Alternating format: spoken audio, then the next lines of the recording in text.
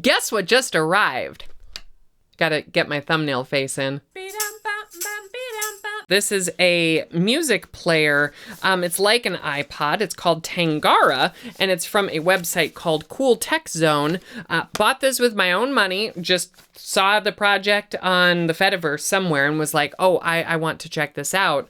So let's unbox this Tangara, which I got from Cool Tech Zone, all the way from Australia. I forget what website I got this from.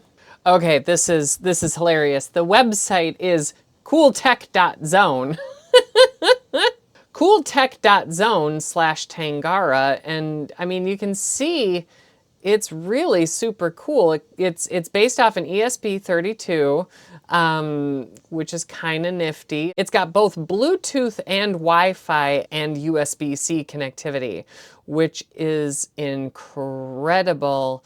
It apparently has a nice DAC, although, I mean, for me, I'm more or less just concerned about how fun it's going to be because it's got Lua, and that's something I want to talk about at some point in the future. My plan for today is just to do a quick unboxing and show what this is like. I'll probably do a more formal scripted video on Veronica Explains, actually outlining how to work with it once I figured some of that out. So let's open it up. It comes in a box. Ooh, look at that. With a some kind of opening tool. A little sticker, which is kind of neat. A user manual, which is going to be very helpful. And there it is. Okay, let me refocus. Look at that. Oh, it's so pretty. The button doesn't feel like it clicks just yet, but I'm guessing there's more to it than I know about. Okay, we'll get rid of that. You can probably see me. Hello! And there it is. It's a bit thicker than an iPod. That's my very first impression. Let me go grab my iPod here. Okay, here's my iPod from the iPod video that you might have seen. And you can see Tangara is a little thicker. This is an iPod 5th gen, and there's Tangara. But like, I think for what it is, that's fine. It doesn't need to be a super tiny device or anything like that.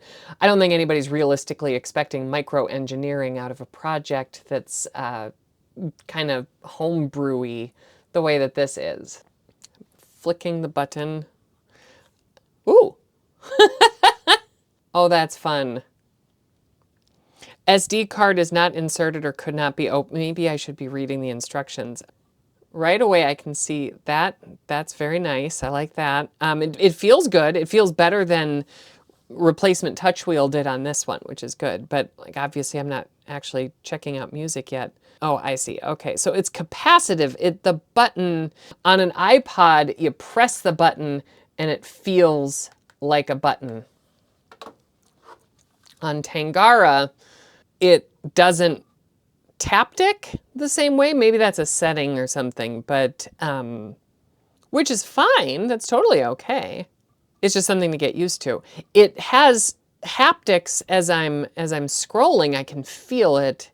I don't know if you can hear that. Let me bring it close to the microphone here.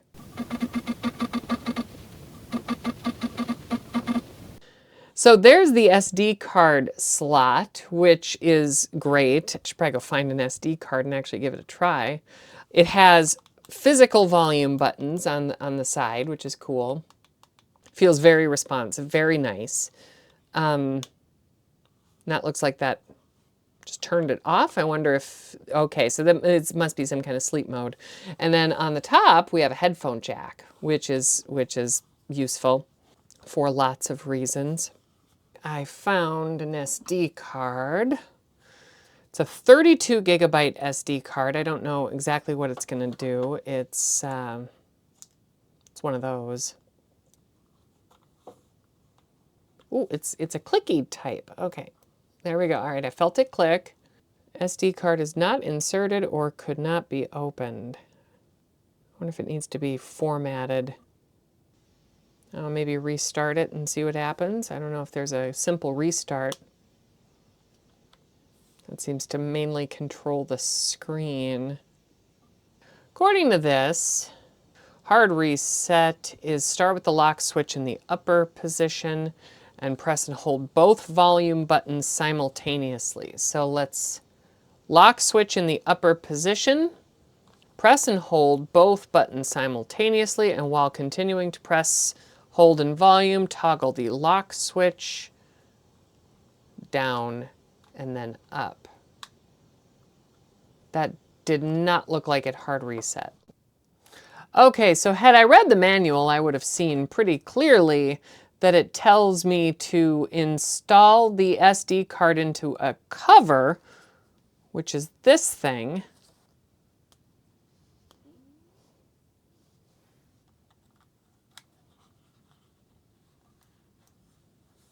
I'm still not getting it, but maybe I turned it on too soon. Okay, we are flashing the new Tangara. I went and downloaded the utility from Cool Tech Zone and installed that, and now I am flashing the version 1.2.1 firmware. Apparently I need sudo.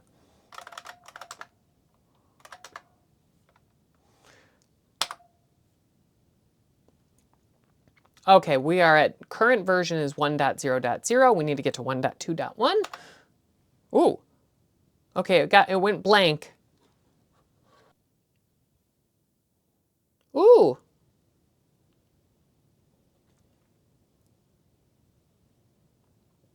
Okay, that looks different. So apparently I needed to update the firmware. Albums by artist. Duffy. Oh, okay. It looks like it got it. I should grab headphones. It's definitely working. Here, I'll shut this off. It's definitely working. I can click through and like I can go select a song and oh, I love this song. Super slick. Okay, so it's been a few days with Tangara and I love it. This thing is awesome.